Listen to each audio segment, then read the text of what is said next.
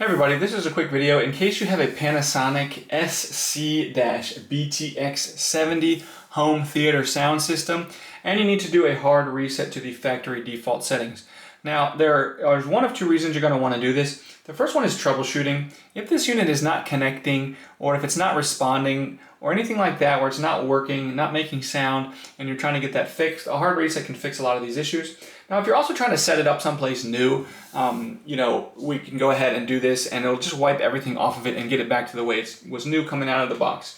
Now there's two ways to do this. You can do this via the menu if you want to do it via the menu, but you can actually do it via just the actual hard buttons on the unit. So what you want to do is basically press the power button to turn the unit off, and then with the unit turned off, you're just going to find the fast forward button, the power button, and then the disc open close button, and press and hold those three buttons at the same time for more than 5 seconds until we get please wait that will show up on the screen.